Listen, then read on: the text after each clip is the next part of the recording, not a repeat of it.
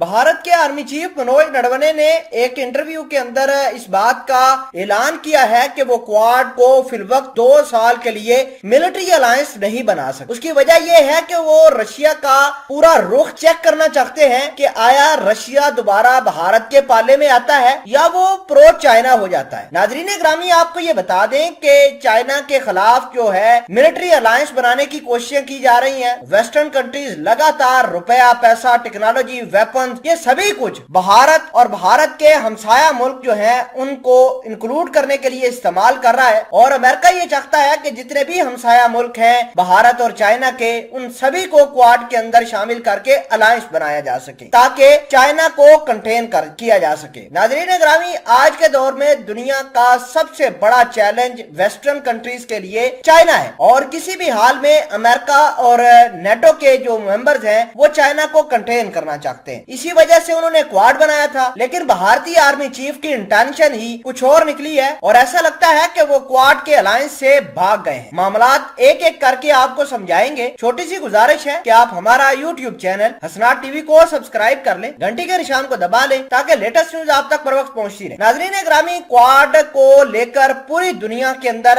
एक बड़ा हल्ला गुल्ला मचा हुआ है। दुनिया के डिफेंस एक्सपर्ट्स ये मानते थे कि अगर ट्रंप इक्तदार के अंदर होते, व्हाइट हाउस के अंदर होते, तो चाइना को अच्छे तरीके से कंटेन कर सकते थे, क्योंकि क्वाड का जो एक सारा का सारा सिस्टम था वो डोनाल्ड ट्रंप अच्छे से टैकल करते और 2021-22 के अंदर क्वाड को एक मिलिट्री अलायंस बिल्कुल नेटो की तर्ज पर दिया जा सकता था। लेकिन डोनाल्ड ट्रंप इलेक्शन हार गए, लेकिन बाइडेन सरकार ने ऐसे काम किए हैं कि डोनाल्ड ट्रंप से भी कुछ 2-4 कदम आगे गए हैं। उसकी वजह यह है कि बाइडेन ने सबसे पहले तो इसी महीने को एक वर्चुअल मीटिंग क्वाड के लीडर्स की करवा दी, जो अपने आप में बड़ी अहमियत का हामिल है। इसका मतलब यह है कि वेस्टर्न कंट्रीज इस बात पर जोर दे रहे हैं कि भारत को ऐसे क्वाड के अंदर लाने की जरूरत है जिससे चाइना को कंटेन किया जा सके। दूसरे नंबर पर बाइडेन ये भी चाहते हैं कि चाइना के आजू बाजू में जितने भी छोटे छोटे ममालक हैं उनको क्वाड के अंदर इस्तेमाल किया जा सके और वक्त पड़ने पर इनका इस्तेमाल करके चाइना के ऊपर हमलावर करवाया जा सके। नाजरीन ग्रामी, ये बड़ी ही एक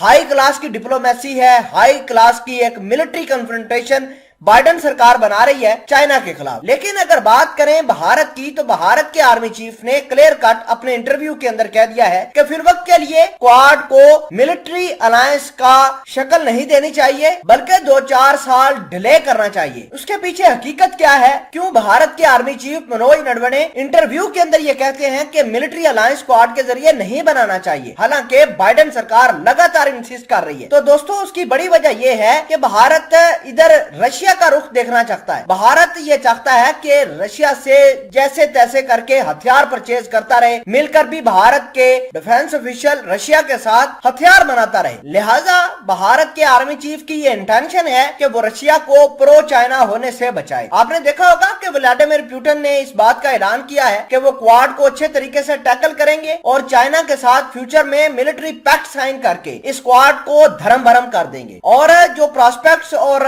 जो बातें इमेजिन की जा रही है क्वाड के हवाले से, रशिया और चाइना जो हैं ये मिलकर इस अलायंस को, इस क्वाड को तबाह करने की कोशिश भरपूर कर रहे हैं।